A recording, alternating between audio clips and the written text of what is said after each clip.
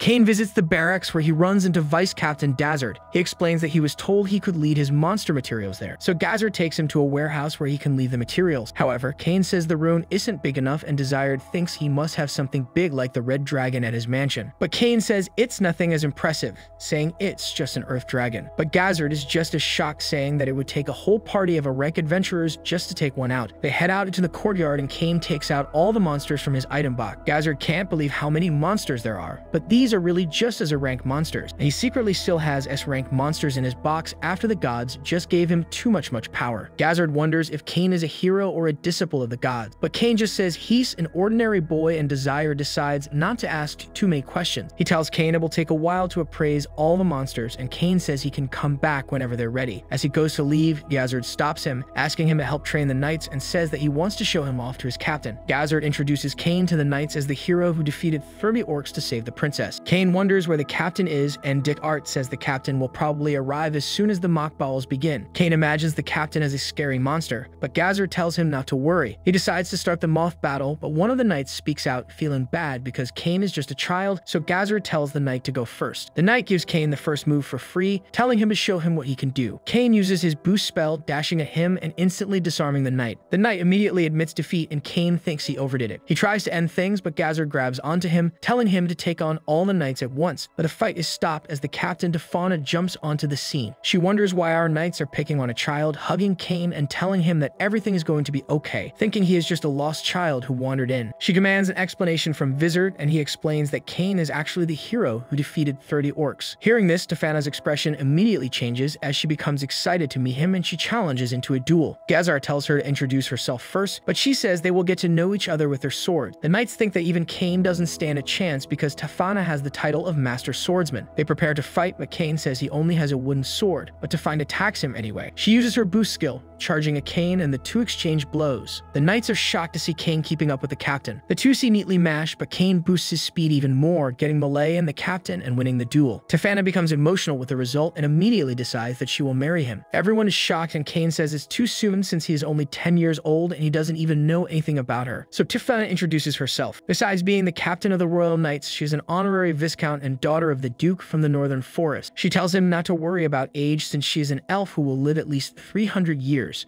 So her looks won't change for a long time. But Cain thinks that was not the problem. Cain hides behind Desert, saying that marriage is a big decision, and they can't just decide things on their own so easily, especially since he is already engaged to Telestra and Silk. He cries for Bizard's help, but he just pretends to be sleeping. Tefana agrees that they can't decide things on their own, so she tells Gazzard to arrange an audience with the king. The king thinks that telling the king would be a terrible idea, but he has no choice and gets dragged along with them. They have a meeting with the king, who wonders why Cain has come to visit. Tefana announces that she wants to marry Cain, and the king asks what happened. Cain explains that he beat Tefana in a duel, and that was what led to her proposing to him. The king asks him if he has told her about his other engagements, but Cain says he wasn't able to since it's meant to be a secret. The king explains that elves used to be kidnapped and enslaved for their beauty, but their first king changed things and made peace with the elves. The elf nation was taken in and put under the protection of the kingdom, and he reveals that Tefana is essentially their princess. The king tells Tefana that Cain has already engaged to Celestia and Silk. She seems disappointed to learn this, but as he starts to apologize, Tefana says that it only makes her want him even more. The king acknowledges her feelings, but tells her she needs to write a letter to her father to get his permission to fall. Leaves to write her letter, but drags Cain away so they can fight some more. After they leave, the king is surprised Cain was able to beat Tefana, and he wonders how he could be so strong at such a young age. Gazzard mentions Cain's reaction when he asked if he was a disciple of the gods, and the prime minister thinks they should test him by using a certain book. A few days later, Cain is exhausted, and he runs into Gazzard again, who asks him why he looks so tired. Cain explains that Tefana has been forcing him on countless dates, which are really just the two of them fighting. Gazzard thanks him for helping Tefana get stronger, and Cain reveals he has also gained the Master Swordsman title. They suddenly hear Tefana's voice, and Cain tries to run, but Gazzard drags him away, saying the king wants to see him. Cain thinks he is in trouble, but the king shows him a book that contains emperor-level magic passed down in the royal family, which is said to have been written by the first king. Cain checks it out and is amazed to see there is another level of magic, but the king reveals that no one is able to read the book because it's actually written in Japanese. Cain realizes he messed up, up, thinking that the first king must have also been someone who was reincarnated from Japan. The king asks about Kane's identity, and he realizes he can't hide the truth anymore longer, so he explains how he was reincarnated with the memories from his previous life. Gorham wonders if he is really his son, and Kane claims that he is because the gods told him that was the case. Everyone is shocked to hear he met the gods, and he recalls how he met the 7 gods during his baptism. The king can't believe he met all 7 gods, and they asked him to show his status. Kane opens his real status window, shocking everyone as they see his level 10 blessings and his title as God's chosen. The king thinks that with his title as God's chosen, everyone in the world would bow to him. But Kane doesn't want that to happen, saying that he is happy with how things are in his life, with the adventures he's had and the people he has met, so he wants them to just treat him the same as before. The king agrees to his requests, the jokes that he could be king if he wanted. Typhona interrupts the meeting, revealing the letter from her father, agreeing to let her marry Kane, so she grabs Kane and takes him away, heading straight to the courtyard. Meanwhile, the king orders everyone to keep what they learned about Kanna's secret, hoping that he will continue to protect the country, as well as their people. Later on, we see Telesia and Silk after they find out about his engagement to Typhona. They are mad at him at first, but they manage to accept the news, and they tell him not to accept all the proposals that he will receive, wondering how many people they will have to share him with. Tathana bursts and looking for him, wanting to share their love together, and the girls wonder what he has been doing with her. But he gets dragged away as he tries to explain himself. Later on, Kane has another look at the first king's book, and there is a message that says if he can read the book, then he must also be from another world, so it's a record of his own experience. The king is introduced as Yuya S. Fort, a man who also died in an accident, but he was summoned to the world in his original body. Kane is suddenly interrupted as Telestra and Silk wonder what he is up to. They think he must be studying for the academy entrance exams, and they ask to study with him. But he tells them he is too busy, so they ask him about the following day, but he says that is even and worse for him, and he quickly runs away. However, he ends up running into Typhona, who asks him to fight with her the next day, but he apologizes to her and runs away from her as well. The next day, it turns out to be his 12th birthday, and he is finally old enough to register as an adventurer, so he heads straight for the guild. He looks around the place and he is impressed by the capital's guild. He runs into an adventurer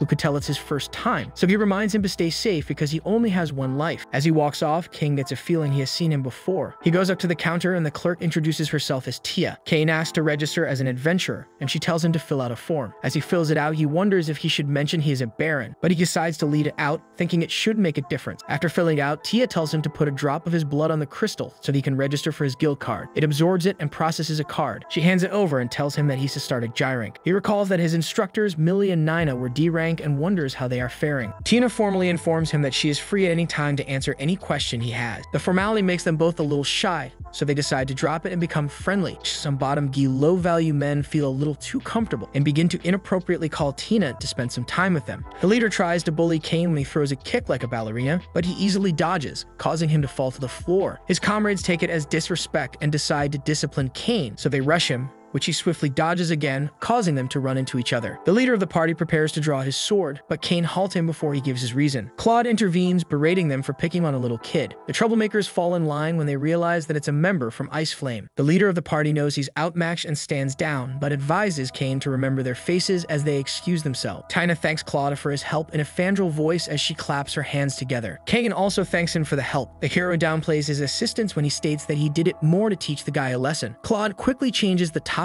and points out that he knows Kane is strong just from the way he moves. Claude takes a liking to Kane and invites him to a drink as a reward for the excellent display he graced them with. The two sit at a table as the redhead presents him with a fruit juice. They carry on their conversation as Claude comments that Kane seems to be well trained as his movements were incredibly efficient. Kane just informs him that he has been training with his adventurer tutors ever since he was very little. Claude reveals that Ice Flame is the name of his party. When Kane expresses interest, he explains that since he uses a flame sword and his wife uses ice magic, the name was a no-brainer. The noble is impressed to see a husband-wife party. He takes out his gold guild card, which indicates that he's an A-rank adventurer. Kane gets excited when he sees it. His new friend tells him that the first king was a triple S-rank adventurer, so he still has a long way to go. After hearing that Kane has made it a goal to achieve it internally, this discussion is disrupted when Claude's wife, Lena, knocks him on the head before criticizing him for drinking when they have just accepted a quest. Kane interjects, introducing himself and explains that her husband just saved him from some riffraff. Lena comments on how cute he is and assures him that she will have his back if anyone tries to cause him trouble. The topic turns back to Claude's transgression as he's dragged out of the guild hall by the ear. As he says goodbye to his new friend, Kane then makes his way to the quest board to select his first job. He looks at the ones that correspond with his rank and is disappointed to see he's just a delivery man. Kane loves to fight, so he prefers a task that has to do with defeating monsters. A quest to defeat a group of goblins in the eastern forest catches his eye. He gets even more excited when the fine print states that he will be rewarded for goblin defeated and there is no upper limit. He decides to take the quest and leaves, happy that he has his first official job. His joy is short-lived when Tijuana catches up to him and reminds him that the night's training is that day. The noble reveals to them that he just registered as an adventurer and he's going on his first trip. After hearing this, Tijuana drops her duties to follow Kane. This shocks him,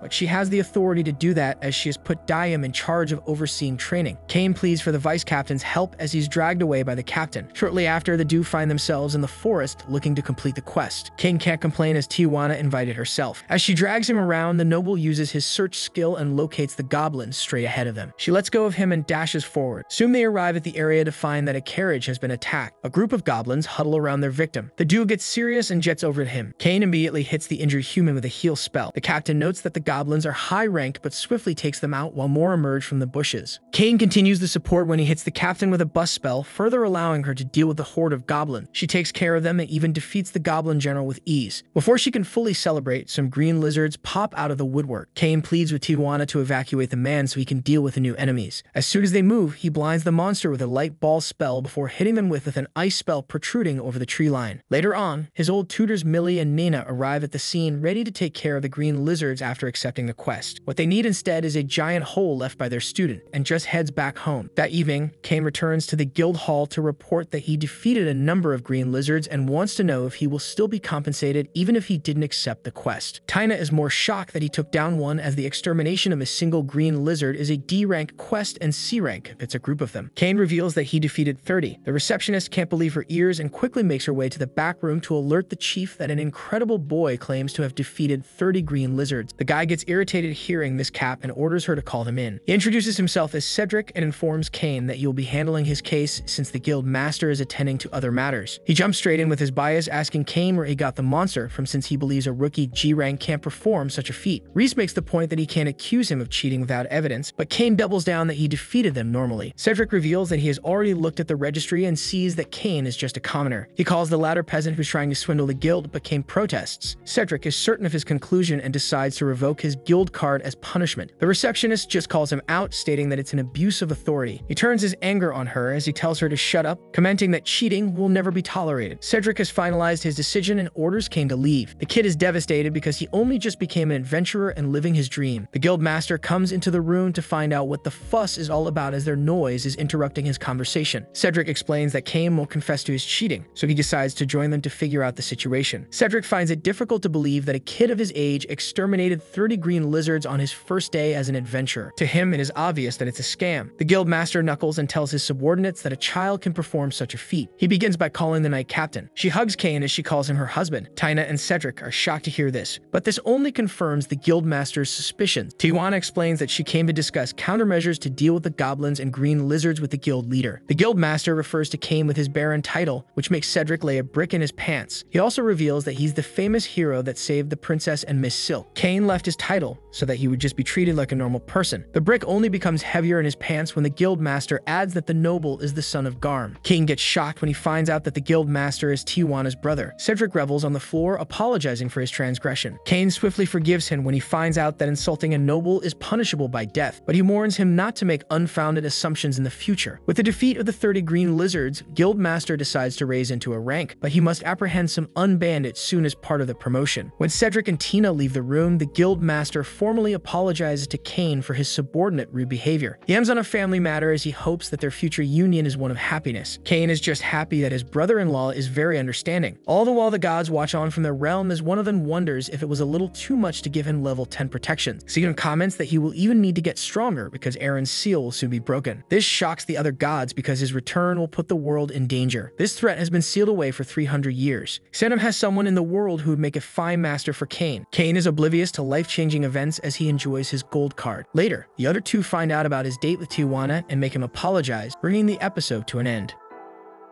Thank you for watching. Be sure to subscribe to the channel and press the bell so as not to miss new videos. Bye everyone.